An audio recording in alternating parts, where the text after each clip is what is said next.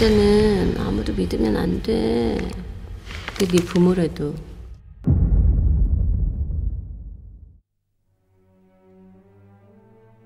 안녕하세요, 범블러입니다. 영화 지푸라기라도 잡고 싶은 짐승들이 사흘째 박스오피스 1위를 기록하며 흥행을 위한 좋은 출발을 보이고 있는데요. 오늘은 동명의 원작 소설과 영화 속 캐릭터들을 비교해보는 시간을 가져보려고 합니다. 소설을 영화로 각색하면서 주요 등장인물들의 핵심적인 설정이 바뀌거나 중요한 전사들이 많이 생략되었는데요. 과연 원작의 캐릭터들과 영화 속 캐릭터들에는 어떤 차이가 있는지 함께 살펴보시죠.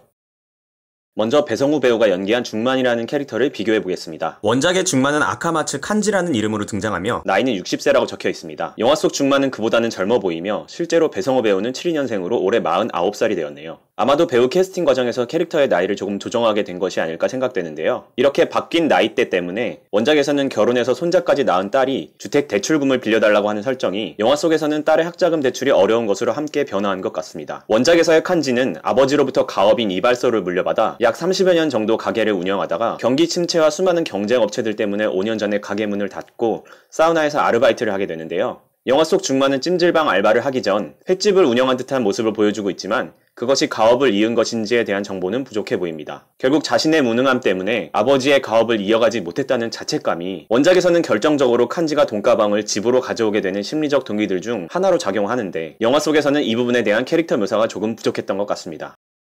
두 번째로는 정우성 배우가 연기한 태영이라는 캐릭터를 비교해보려고 하는데요. 우선은 결정적으로 캐릭터의 직업이 바뀌었습니다. 원작에서는 에바토 료스케라는 이름으로 일본 피형경의 우시 가누마서 생활안전과 형사로 등장하는데 영화 속에서는 평택항의 출입구 관리소 공무원으로 등장하며 캐릭터의 핵심 설정이 바뀌었습니다. 그런데 이 과정에서 영화 속 태영의 캐릭터와 다른 캐릭터들 간의 관계에 조금씩 빈틈이 생기게 되는데요. 원작에서는 부패한 형사로 등장하며 전도연 배우가 연기한 최영이라는 캐릭터와는 불법 유흥업소 단속을 계기로 만나 그 인연이 깊어지면서 오히려 최영이가 운영하는 유흥업소들에 돈을 투자하게 되고 처음에 작은 금액을 투자했던 것이 생각지 못한 이윤으로 돌아오게 되자 점점 더 큰 금액을 투자하다가 결국에는 사채에까지 손을 대는 료스케와 영희의 관계가 설득적인 모습으로 그려지고 있는 반면에 영화 속 공무원인 태영과 영희의 관계는 태영이 영희에게 돈을 떼먹겠다는 설정만이 존재할 뿐 두 인물이 어떠한 경위로 만나서 어떠한 과정을 통해 지금의 상황에 이르렀는지에 대한 정보가 부족하다 보니 개인적으로는 두 사람의 관계 자체에 대한 의문이 생기기도 하였습니다. 평택항이라는 영화 속 공간을 선택하면서 태영의 직업도 보다 공간에 알맞은 모습으로 바뀐 것이 아닐까 생각이 되는데요. 원작의 부패 형사라는 설정을 유지한 채로 공간에만 변화를 주는 것이 더 낫지 않았을까 하는 개인적인 생각을 해보았습니다. 다음으로는 전도연 배우가 연기한 영희라는 캐릭터를 비교해보겠습니다. 영희의 캐릭터는 원작과 영화 속의 이름이 동일한 인물인데요. 사실 원작 속 최영희는 세 개의 다른 이름으로 등장합니다. 최영희, 사이조 시노부, 사이토 에이코. 그러나 그중 어느 것이 영희라는 캐릭터의 진짜 이름인지는 알 수 없습니다. 영희라는 이름 자체도 다른 사람의 이름과 바꾼 것이라고 이야기하고 있으니까요. 이렇듯 소설 속 미스터리하고 신비로운 영희의 캐릭터가 영화로 옮겨오면서 너무 평면화된 것이 아닌가 하는 아쉬움이 남았습니다. 물론 전도연 배우의 연기 자체는 인상적이었지만 대체 과거에 어떤 삶을 살아왔기에 남편에게 학대당해온 불쌍한 미란을 아무런 죄책감 없이 이용한 뒤 죽이고 치근덕거리는 형사와 걸리적거리는 사채업자를 여자 혼자의 몸으로 쉽게 죽일 수 있었는지 캐릭터가 행동을 하기 전 관객으로서 납득할 만한 충분한 정보들이 주어지지 않다 보니 영화 속 최영희는 그저 자신의 목적을 위해서라면 무슨 일이든 서슴지 않고 버릴 수 있는 사이코패스라는 영화의 서사 진행을 위한 하나의 설정 그 자체로 느껴질 뿐 이야기 안에서 살아 숨쉬고 있는 캐릭터라는 인상을 받지는 못했던 것 같습니다.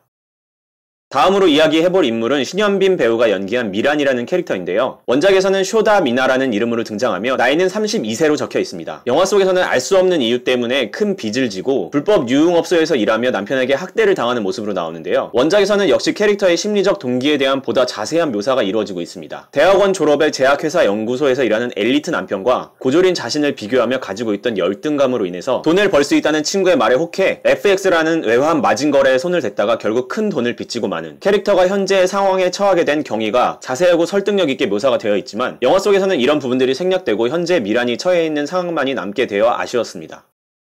다음으로 이야기할 캐릭터는 정만식 배우가 연기한 박사장이라는 캐릭터인데요. 원작에서는 고다 이와오라는 이름으로 10대 시절에는 스모선수 출신, 55세인 지금도 190cm의 키에 100kg은 좋게 넘는 위압적인 피지컬을 가진 거구로 묘사되고 있습니다. 원작에서의 고다는 경쟁 조직에 밀려 쇠퇴해가는 전 근대적인 조직의 두목으로 묘사되며 새로운 법의 시행으로 인한 경찰의 압박과 상부단체에 지불할 상납금조차 마련하지 못하는 어려운 재정 사정 등에 의한 불안으로 마약에까지 손을 대고 형사인 료스케의 돈을 가로채려는 인물로 묘사되지만 있지만 영화 속에서는 그러한 박사장의 자세한 상황 묘사 없이도 한국의 영화나 드라마 등에서 자주 등장하는 전형적인 캐릭터라는 장점을 등에 업고 있는 캐릭터라고 생각됩니다. 굳이 구차한 설명이 필요하지 않은 캐릭터인 것이죠. 다음은 정가람 배우가 연기한 진태라는 캐릭터인데요. 원작에서는 무토 신야라는 이름으로 이제 겨우 20살이 된 프리터 초식나무로 묘사되고 있습니다. 영화에서는 중국 연변에서 한국에 일을 하러 온 인물로 사람을 죽였다는 말을 쉽게 하는 허세에 가득 찬 인물로 표현되는데요. 연변이라는 지역의 설정은 앞서 박사장이라는 캐릭터에 대한 설명과 흡사하게 최근 한국 영화 황해나 범죄도시 등으로 인해 관객들의 머릿속에 자리 잡은 극악무도한 살인자 캐릭터들의 그림자를 이용해보려고 했던 것이 아닐까 하는 생각이 들었습니다. 하지만 원작의 소심한 초식남 무토 신야와 영화 속 상남자 진태의 캐릭터를 하나로 합치려는 과정에서 충돌이 일어난 듯한 모습이 조금은 보였는데요. 사람을 죽였다는 말을 아무렇지도 않게 내뱉지만 정작 진짜 사람을 죽이고 난 후에는 환청이 들린다며 공포에 떠는 진태의 모습, 다른 캐릭터들과 마찬가지로 충분한 설명이 있었다면 납득이 되었겠지만 영화 속에 등장한 모습만으로는 고개를 갸우뚱하게 되는 지점이 있는 캐릭터였다고 생각합니다. 다음은 윤여정 배우가 연기한 순자라는 캐릭터인데요. 원작에서는 토미코라는 이름으로 나이는 82세, 치매를 앓고 있는 것으로 묘사되어 있습니다. 순자는 원작과 거의 다를 것이 없는 설정이지만 원작에서는 엔딩 부분에서 중요한 역할을 하며 캐릭터의 존재 가치를 보여주는 장면이 등장하는데요. 영화 속에서는 이 캐릭터가 존재해야 할 마땅한 이유를 찾을 수가 없어서 아쉬움이 남았던 것 같습니다.